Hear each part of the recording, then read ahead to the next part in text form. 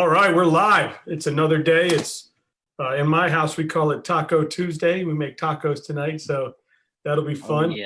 And we're on Word Wrestling Live with another amazing Georgia wrestler, and now high school coach back at his alma mater, Coach Alonzo Allen. He went to high school in Georgia at Rockdale County High School, and now he's back there at his alma mater as the head coach, building that program. He was a four-time finalist, two-time state champ in Georgia. He took his talent to UTC over in Chattanooga, where he wrestled for 5 years, qualified twice for the NCAA, competed at the SoCon, competed at the Southern Scuffle, and he's a smart dude, was on the dean's list there at UTC, which is awesome. And like I said, he's back at his alma mater now, Coach Alonzo Allen from the state of Georgia. What's up, brother? How you doing, man? I'm doing good. How are you doing? Good, man. Hey, loving life from the inside of my house. Yeah, this whole thing, man. So, first things first, I'm honored to have you on. Thank you so much for coming on. Thank you for having me. Shout out to Nick Soto for getting us together, and appreciate it talking wrestling. But first of all, man, quarantine in Georgia, man, what's going on through this off season? How has it been different? And I know you're starting to get kids back into your room a little bit, but what have you done to keep your kids ready for the other side of this? Just keep in constant contact with them. Making sure they're all good. I know some guys on the team, like our previous state champ this year. He's been having guys meet, down at the park, doing some runs on their own. Getting guys out there asking for workouts. So that's other than that, just keeping them updated. When we're getting back in, we just started working out yesterday. It was our first workout back with conditioning. We're still not allowed on the mat, so we're just doing a lot of high intensity workouts, no lifts yet. So just a lot of body weight stuff going on right now. Nice. So you're allowed to do calisthenics now, things like that, but you can't. Yeah, calisthenics, no touching.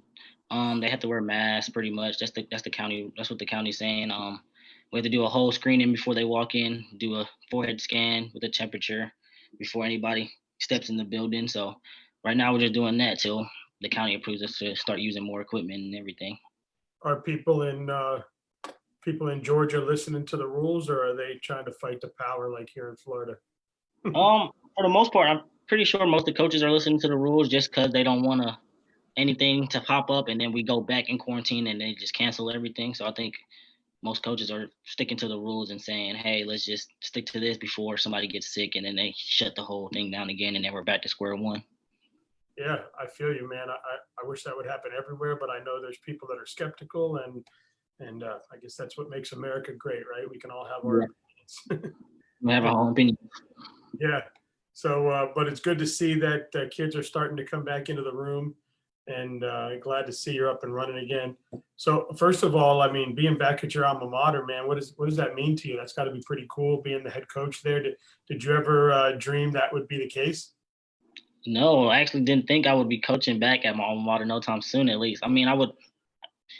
The crazy thing is about it, when I got the call from the AD asking if I wanted to get the head coaching job, I was also waiting for my bid for NCAA that same year to know if I got to qualify for NCAA. So like, my nerves were already high. He called me, and then he asked me if I wanted the job. I accepted it. Still had a whole another month before I even finished school in the season, and then 2 hours later, I got the bid to qualify for NCAAs. So I mean, that day was just amazing. But it's just amazing being back. So many things have changed with the kids, and some of the teachers I had are still there, and some are not. It's just good. It's a good feeling to be back. I mean, parents living here, so I see my family a lot more now. My friends that I grew up with high school, they're glad I'm back, so I'm getting to hang with them a lot more now too. So it's just good being back. That's good, man. So, how far has Georgia wrestling come in the last 5 years since you've been off to college? It's come a long way. I mean, we've been having a lot of guys. I mean, go to college, wrestle, qualify. I mean, we had a lot of guys qualify for the state of Georgia last year that came from Georgia that qualified for NCAAs last year. I can't remember the exact number, but we were up there with, like, I think maybe the top 15 that had the most guys qualify from the state of Georgia. So I mean, Georgia has grown a lot, and I think we're starting to do a lot more out of state stuff and coming down to Florida, going to Alabama, doing all these out out of state tournaments, which is helping us grow as a sport in general, but also helping Georgia grow and get stronger That's in the awesome. sport. So what's your goal? What's the future of Rockdale? I don't know why I keep saying Rock Ledge. It just sounds good, I guess. But the future of Rockdale High School. What do you think come in and bring in that D1 mindset, that SoCon mindset back into your high school room is going to do for the program and help it grow? I mean, it helped it grow this year. I mean, the last state champ we had was me in 2014, and then I coached a state champ this year. He won it at 195. He was a junior this year. He's going to be a senior now, so he has a very high chance of winning it and becoming a two-timer again. I The goal is just to keep pushing. Get more guys on the podium. I mean, we qualified 8, placed 4 this year. So next year, let's qualify 14, place 10. Just setting the goal high, the bar high for our guys. I mean, our guys know the feel. They're getting adjusted. They got adjusted close to the end of the year of how I brought that college intensity, college workouts, the technique, and all that. Because I mean, college, you wrestle in high school, you wrestle in college, is really not that much difference. The only thing that's different is tweaking those little moves you already did in high school and finding your craft and sticking to it rather than trying a whole bunch of different things. If you shoot a double, then finding a better way to set it up rather than just post and go or a snap and go. You figuring out how to get to your double more than one way, because in college, it's like I said, it's all about the little details.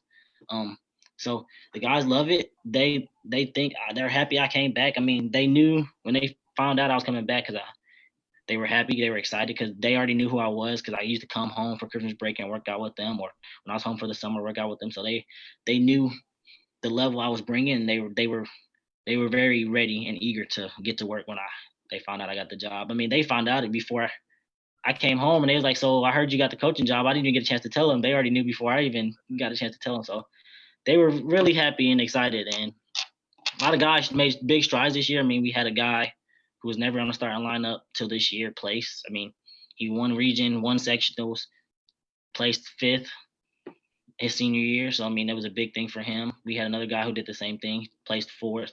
So it was just we just had good guys, and I'm hate to see him go, but we have one guy going to wrestle at Iowa Lakes. He was our 52 pounder, so I mean he's going on wrestling in college. So I'm just glad we did some work this year. Yeah, I mean, I had never seen a college wrestling match live, just the high school matches, right? And I went to an NAIA match down at SCU. There was like 4 teams. I think 2 came from Georgia, 2 were from Florida. And when you talk about the double leg, like in high school, I would see, if they shoot for a double leg, he would block it, whatever, something happened. And then on those NAIA mats, it was like they shoot for a double leg, and immediately it was like, if that didn't work, it was the next move, it was the next move. And it was like just constantly moving. It was just totally different to see the level change. And I think, I played basketball as a kid, and I remember going from like JV to varsity, and it was like, damn, the speed was just a huge difference. So I got to imagine going from like the high school to college. But Coach Bud Hennenbaugh said Zoe is one of the best. Enjoyed watching him at UTC. He was actually a roommate with my son one year. So Yep. Cool, man. Love Bud. Shout out to Bud. And then Terry Allison, my man Alonzo, great dude. That's my guy. He's claiming you right there. Bam, you got that TK on you. Yep. I love those dudes. Like I said, Terry. Yeah, I was going to ask you, what did Terry's style wrestling mean to you and your career so far, and what you've become? So Terry coached me before he even had his own thing. He was back at Takedown with Peter Yates and Dustin Cowell. And this is before, like, my freshman and sophomore and junior year, I did no outside tournaments during the summer. I was a 2-sport athlete. I did wrestling and track. So during the summer, I did AAU track and didn't do anything with wrestling. So I only wrestled during the school year.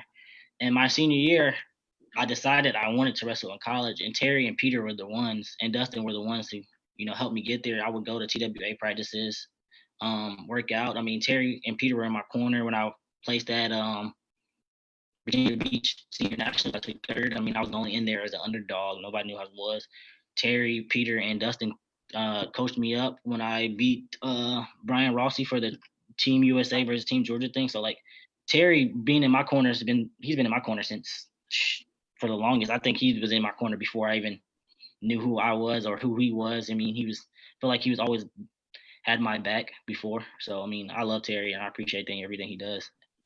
It's awesome. Are you going to kind of intermingle some of that Terry style stuff? Bring the kids in the room, maybe bring Terry in to do some stuff. Oh yeah, I would love to have Terry in. I would love to bring some of those guys up. I mean, I had plans to actually wrestle freestyle again, but then this whole COVID happened, so like everything was shut down for a while. I didn't want to leave the house. Being very skeptical. So, but yeah, I definitely would love to have Terry come down, work out with the guys, to show the guys his finesse, because Terry's he's one of the greatest, hands down. That's awesome. Yeah, I mean, he could have been a race car driver, right? That's what he said. He Yep. might have been a race car driver, and then No. wrestling came along. That's good for him. Man, first of all, have you put? I know it was your first full season, right, at Rockdale. Yes, this is my first full season. Um, did you bring some of your boys with you to come coach with you, or? No, not. I wanted. Nah, I didn't get a chance to because I mean, all of my buddies that graduated with me had other jobs locked up already, opportunity job locked up already. So I mean, but the crazy thing about it is the coaches that coached me are still there. They're like now my assistants. Like Peter Yates, his dad, Coach Yates, coached me in high school. Coach Mike Etheridge, Coach Bubba, we call him Coach Bubba. He was my coach in high school, and then Coach Burrows was also my coach in high school. So like, it's kind of weird. Like I was their athlete, and now I'm their kind of boss because I'm the head coach and they're their assistants. So it's Yeah, well, crazy. I'm sure they had something to do with that. Oh yeah, Coach Burrows wanted to step down because his son graduated last in 2019. So this was his first year of college. So and he plays football. So I think he wanted a little more leeway to visit his son. With the assistant. Being a head coach, you got a lot of priorities to do with. Well, so now you decide. Talk about the choice to go to UTC, and then talk about the coaching staff, the culture there, and first of all, why you chose UTC, your time at UTC, why it was special to you, and then why you would recommend UTC to young wrestlers out there. I chose UTC because Coach Esslinger, who was the head coach at the time, he really reached out to me. He had my back since my junior year. He's the one that told me to go to senior nationals to get my name out there. I only went because he told me. I didn't go because any other coaches was contacting me. I had Bruton Parker was the only other choice I had for wrestling, so I only had really two other offers that really wanted me to come wrestle, and they both offered me the same amount for a scholarship. But going on my visit to UTC, I just felt at home. I mean, I don't know what it was. Coach Esslinger felt like a family member already just by meeting him once or twice. It was just the coaching staff was there was just awesome. I mean, I had coach my freshman year. I had Coach Esslinger, Coach Bedard, who's at Reinhardt right now, and then Coach Levi and Nico Brown. They were my coaches my freshman year, and like I said, going there my freshman year, I just felt at home. I mean, being only 2 hours away, my family could come up and watch me wrestle. Not being too far, they don't have to catch plane ticket. They could just drive up. So just going there, and then after that, my sophomore year, I had after my sophomore year, I had Coach Hoffman and Coach Nick Bruschetta, who's Hoffman is at a school in Pennsylvania, his alma mater in Pennsylvania. He coached at Virginia Tech, wrestled at Virginia Tech, All American, coached All Americans, and then he came down there my junior year. And then Nick Bruschetta, he was All American at Virginia Tech, and now he's coaching at Maryland. Just I don't know the city, and then on top of that, the city just loves their athletes. They respect us. They don't, they love the way that we represent the city itself. I mean, we don't go out there doing crazy stuff. They always support us. We always had good crowds come to wrestling matches, football games, basketball games. So the city itself was just amazing. So that's another reason I went. And then you gotta love Chattanooga. I don't know what it's about. Just going up there, you just love it. Talk about when Rochelle entered the game. What did he mean to you? So Michelle, my last year, my senior year was 2018, 2019 was my senior year when Coach Esslinger left, and it was crazy because he left in the middle of the summer, so we didn't know who was gonna get the head coaching job. They gave it to Kyle for interim, and then they just finally gave it to him. because he was there. We got to chill with him for the summer, and then they finally gave it to him before the season started. So having him there was just amazing because the intensity he brought was different from Esslinger and Hoffman and all of them. He brought a different feel. I loved it. Not knocking off Hoffman or Esslinger, just saying he brought something different and he kind of ramped it up just a little bit more because he knew what we had going and he just had that gas always. Yeah, and, talking to him, it seems like, and I think Bud mentioned this too to me, was it seems like you don't just get Kyle, you get mama, you get daddy, you get twin brother, you get wife, you get the whole Everybody. wrestling world around him comes with him, and Mhm. from what I understand, it's family immediately. Oh yeah, family would hands down. Like his wife, I got sick one day, or I got sick during the season this past my senior year, and she had my back. I think it's when we went up to wrestle App State. That week after that, I felt like horrible. I don't know what it was. I think I caught like a mini flu or stomach virus or something. And she was like another mom. She just checking up on me, calling me, texting me, make sure I'm good, giving me medicine, making sure I felt, ready. And then she's just great. She's always in the room recording. She's the reason why our social media is popping right now for Instagram, on Twitter, and all that. She's handling all that. Yeah, that whole family is just loving. I just love them. That's awesome. Yeah, and uh, apparently she can kick Kyle's butt too, is what I heard. That's what I heard too. I haven't seen it gone happen, but he hasn't disagreed to that either. I think he's a little scared. Yeah, I heard she's got a hell of a wrestling background. Yep. That's awesome, man. That's good stuff, man. So, uh, fair to say, if it wasn't your alma mater that called, you'd probably still be living in Chattanooga. Yeah, hands down, I would still be living there. I probably would have found another coaching job somewhere at Cleveland High School or some other school. Um, just because I love the city. I mean, Chattanooga is great. You can't say nothing wrong with it. And that just keeps me closer to my college roommates, and still sticking around to see wrestling matches, just right around the corner. I'm just going in the room and wrestling with the guys still. It's just I would just stay there probably. So, you guys have a big tournament down there, and some people will arguably say it's the biggest tournament in the country behind the NCAA's, the Southern Um, Scuffle, right, man? Talk about the experience there. And you've experienced both. You've experienced the Southern Scuffle and you've experienced the big show, man. How does it compare? Oh, they're both so close. Like I said, like you said, most people would say that's the second biggest tournament because just the competition of the level of competition we bring down there. Stanford, Iowa State, Oklahoma State, Penn State comes some years. So I just think the level of competition that comes there is just out this world. You're gonna get pushed. It's not gonna be no easy open tournament to where you could lose and then back easily in place. No, if you lose at the Southern Scuffle or like if you lose at the NCAA, that battle back to get on the podium is hard. It's not easy. So I mean, it's great. This year, I mean, my past 3 years, my redshirt sophomore and redshirt junior year, I was literally in the blood round 2 years in a row, and it hurts knowing that you're there every time. And then this past year, my senior year, I placed beating Gabe Townsend from Stanford. We went into I can't quadruple overtime. And the match was super long. I mean, it just feels good. The atmosphere too, and then the fact of being in Chattanooga, especially for UTC athletes, helps us. I mean, home court advantage, hands down. I mean, wrestling against Gabe Townsend in that overtime match, they stopped all the matches. Everybody else was finished besides our match, and they weren't moving on to 33 till we finished. So like, just knowing and hearing the crowd chanting your name, cheering for you, looking at your corner, seeing your teammates, looking up, seeing your family, friends, and all that cheering for you, that energy is just awesome. And like I said, I think NCAA is just another level above that. I mean, you lose an NCAA that first round, that battle back is hard. Battle back to get on that podium is hard. I mean, you're gonna have to do some work. It's not something easy.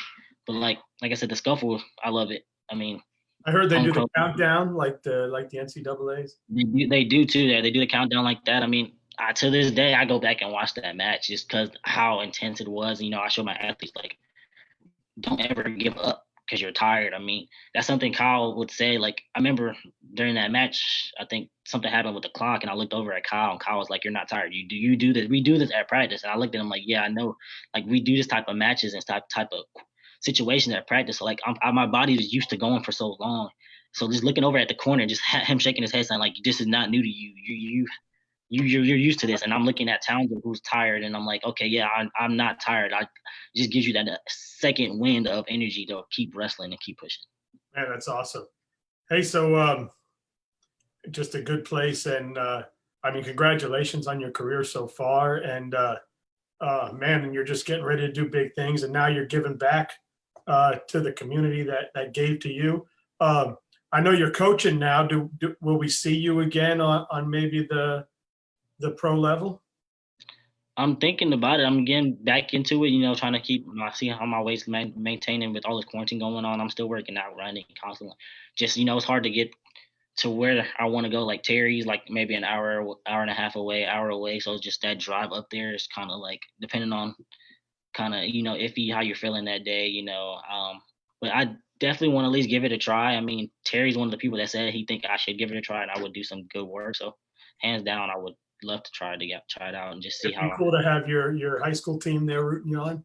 Oh yeah, that would be awesome for sure. Having my high school team rooting me on at a tournament, I would love it. So Yeah, I can't remember who I talked to, but I remember speaking to a high school coach who early on he was still competing at a world level or whatever. So he would be practicing with his coaches before a high school tournament just to keep himself ready and prepared. So it's pretty cool. All right, man, I got some 10 questions for you. You ready? Yep, go ahead. Let's go. All right. I kind of intermingled these between your two homes. So Hickory Pit or Jack's Barbecue? Ooh, Jack's Barbecue. Tennessee Aquarium or Georgia Aquarium? Oh man, I'm going Georgia on that one. I just went there not too long ago. Yeah, I got to experience that, and I can see why they call it the best of the best. It's pretty dope. Yeah, and they're remodeling right now. They're actually putting some sharks in there, finishing it up. They're like making it, expanding it. Well, yeah, I mean, the best thing about it is you can walk across and get a nice ice cold Coke. Yeah. Slicks or Wayback? Slicks. Loopy's Pizza or Your Pie? Loopy's. Museum of American Art or Coca-Cola World? Coca-Cola. The Public House or Murphy's? Oh, that's a tough one. I'm going Murphy's on that one. The Chattanooga Market or Savannah River Street? Oh, that's a Savannah. I gotta go Savannah. Savannah Street is top tier. No, hands down. All right, the Tennessee Zoo or the Atlanta Zoo? Atlanta. Rock City or Blue Ridge? I'm going Rock City. All right, and here it is. Tennessee hot fried chicken or Georgia style barbecue chicken? Oh, that's a tough one. Oh man, I'm going Georgia barbecue style. Perfect. That was easy because Tennessee and Georgia got a lot alike. So I was get some good stuff there. That was a tough one right there. Those questions were tough. I like that. Yeah, that was fun. I definitely got to imagine Georgia barbecue and Tennessee barbecue is hard to compete with. Yes. Oh man, that's hard. I talked to Bud about this, but he hadn't been yet. I went to Georgia once when I worked for BMW. I went up there for meetings, and one of my buddies was from there, and he kept talking about a place called Fat Matt's. Oh, I've never been there. And so they bring me the whole time. I'm thinking barbecue, Georgia barbecue, right? So they bring us down we're over by Georgia Tech. There was like a hotel there. So we're over by Georgia Tech, and they bring us down for this big banquet dinner. And I'm like, man, the hell with this shit. I want some barbecue, right? So I sneak out the back door and catch a taxi. And they take me to this, I don't know, I'm going to a part of Georgia. I'm like, damn, there's some characters here. So I get out and they pull up in front of this Fat Matt's, and it looks like an old Circle K. And I walk in, and this place was so dope. They had a guy doing the blues in the corner. And you walk up to a window, and this dude comes up, and I'm like, all right, man, I'm from Orlando. Everybody tells me about this place. man, hook it up. And it's like old street barbecue, like piece of white bread, ribs on top of it, right in a little fried tray. Oh yeah. And I'm like, damn, this shit is good. And I told him the story about how I snuck out the back door. I had to come try it. So he gave me a bottle of the Fat Matt's barbecue. He's like, take this home with you. Real cool dude. Man, that Southern hospitality is something else. And then I caught a taxi back. I snuck in the back door, sat down for dinner. I was like, I'm here. But I got to try that Southern barbecue, man. I might have to go try that now. Yeah, man, it was cool. It was cool. I had a good time. It was just a cool experience, right? Because it wasn't anything fancy. It was like just Street style. Coming out the front window. Yeah, that's awesome. It was good stuff, man. Well, hey, listen, man. Man, I so appreciate this. It was an honor to meet you. Keep kicking life's ass and giving back and keep doing your thing, my brother. And I hope one day I get up to Georgia and get to meet you in person. Oh yeah, for sure. Come to the next time you can Georgia, holler at me. We can meet up. All right, appreciate the show. Appreciate what you're doing with trying to grow the sport and everything too. Yes, sir. Thank you. You All take right. it easy. You too. Much love. Yes, sir.